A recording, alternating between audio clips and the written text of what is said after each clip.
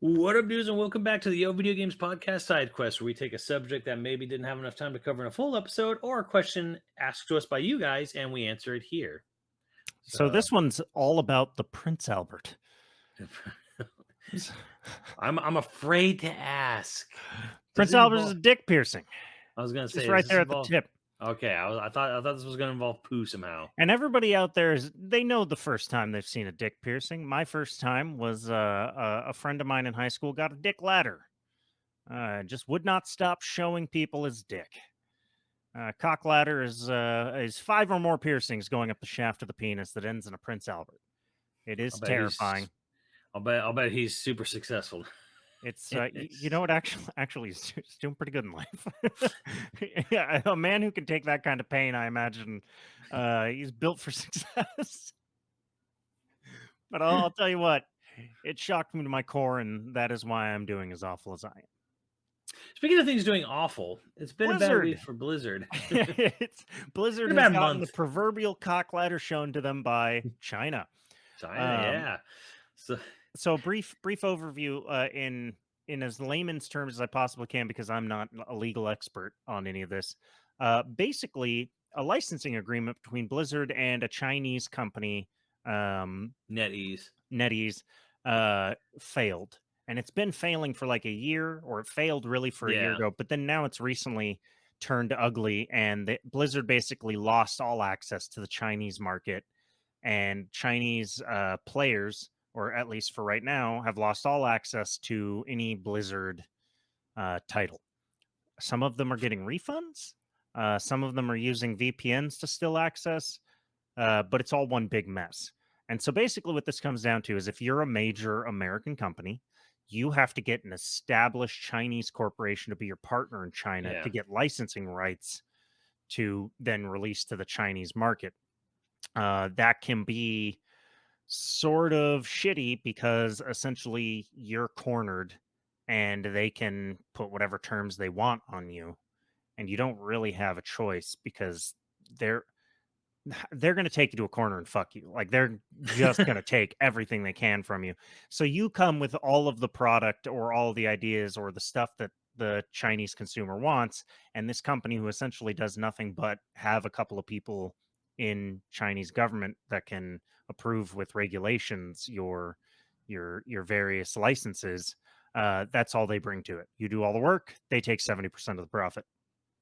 um I guess that's the pickle that Blizzard found themselves in Well, as here's the thing, their though, is that what makes this significant is that they had a big player base in China. China huge. liked their games. People Right. in China really enjoyed playing Warcraft, World of Warcraft, Overwatch, what Diablo. have you.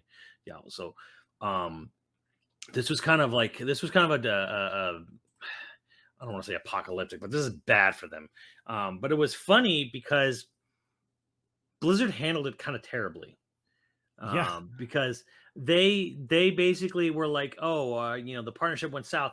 They literally publicly like tried to say like, oh, we're going to try to get a 6 month extension, of our deal with NetEase while we look for a new publisher in China. And Idiot. NetEase basically just said that is like literally called them out publicly and said that was like rude and like and unprofessional of them to sit there and announce publicly that they're going to look for someone else to work with than them and then ask them to keep their games up and running for 6 months while they look for someone else while they look for Mhm. a new dance partner. so so they Yeah. basically told Blizzard to go fuck themselves, and then they very publicly destroyed statues because Blizzard in Irvine has a big statue of like a dude, an orc riding a wolf in front of their offices and shit. Mhm.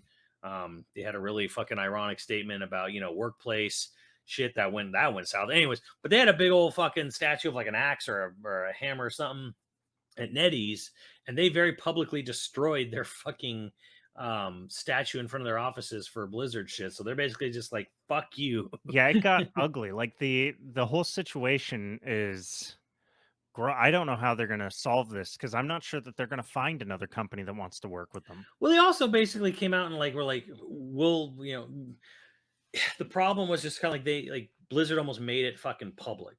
Like they could have just like could have taken the L, but then they're kind of like, we're gonna find someone else. Please also give us time to find someone else. And it's kind of like it's like I don't know. It's like Well, what order do you think that happened? Do you think that they negotiated the 6 months and then someone else came out and said, "We're gonna find someone else"? Like, no, I think they I told almost them feel like they're. 2 I different think things. I think Nettie's told them like your lease is ending.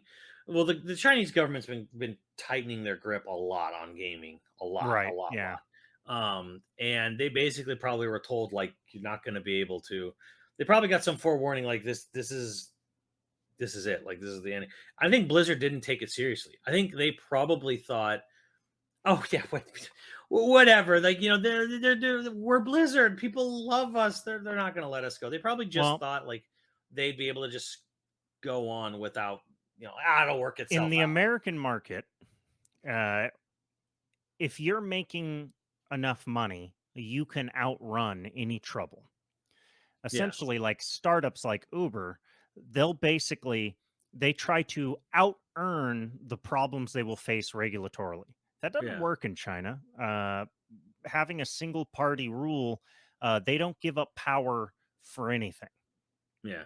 Like they won't give you any leeway because you're making a lot of money and stuff. Even if you are bribing someone, they'll just cut your nuts off. Yeah. There, you can decide whether that's good or bad. That's a personal thing for you, but it just doesn't work the same way as here. So I can totally see some asshole, maybe his name's Bobby, I don't know, being like, "Ah, we're earning too much money. We're too valuable. There's no way that they're going to We're cut us out." too big to fail. They don't give a fuck. They do not care. They don't give a shit about that. Um, so I kind of I think it's a little bit. no I one think it's should be just. shocked by this. Yeah, I think it's a fuck around and find out moment. Like Yeah, they fucked around, thought they could just spend their way out of it, and then they found out you can't do that everywhere. Um, so yeah. and they deserve it. I mean, there was that whole thing that also came out, with the manager Brian Birmingham on Warcraft Classic, who quit because ABK, the parent company, Bobby, Right. was Yeah. basically forcing him to rank his employees, which would prevent some employees from getting pay increases or benefits. Because it basically to really simple it down, you need to make a top 10 list of your employees, and your bottom two can't Don't get shit. or your bottom two are going to be considered improving, so they don't get, let's just call it pay raises. They're not going to get the raises. You're going to make a top 10 list, and the bottom two don't get to get raises. And he's getting there saying like, well, my whole team is fucking on the ball, right? Like they're all good. I can't They're make all a top. killing it. All right. Like we're all killing them. Like, wait, everyone's working hard and doing well. You got to make a top 10 list. That's how the whole company operates. They said, fuck you, I quit. Yeah. Well, there's a company that I know about, and I'm not going to talk about its name, but basically, it has a set standard. Um, it has a set standard for what is expected of you in the day, and a group of managers of that company were talking about like, oh, how do you how what's good? Oh, if you go above and beyond the set standard, that's good. And great is you go above and beyond that. And one of the managers, only one of the managers, was like, my entire team has been hitting their goals every day for the last year without fail. And now you want me to tell them that that's not good. That's not, you're doing good enough for a raise. You're doing, no, you got to hit above those marks to just be considered a good employee. And like, they couldn't make management understand how that's bullshit. Like, Yeah, so just make the standard the other thing. Well, no, right. no, Just no. We don't want. We want them to strive to go above and beyond. Right, but are they doing what you pay them to do? Yeah, and then like, what is above and beyond? Like any given It's all job will bullshit. have any given job will have like the limits of what that person can do, or what you should like realistically expect or whatever. Um, and I don't understand the whole thing. Like they went above and beyond because it's like, and in that shit, you're almost encouraging people to sort of like, usually going above and beyond usually means like stepping on toes or maybe doing things you're not really supposed to, but Right. I don't know. It's to me, it's all it's. I'm not a corporate manager, but to me, it's all bullshit. To me, it's like, okay, my job, if my job is to do this thing, and I get and my me and my team get this thing done consistently, I don't fucking need to do anything else. like Well, a I'm very not. I shouldn't be expected, and like pay wage increases shouldn't be withheld because like something didn't outperform. It's like shareholders in general, where it's just kind of like every year has to be better than the last year forever, infinity. it better. It's like Yeah. you can't. It fucking can't. You can't do that. So So the long and the short of it is Blizzard screwed up.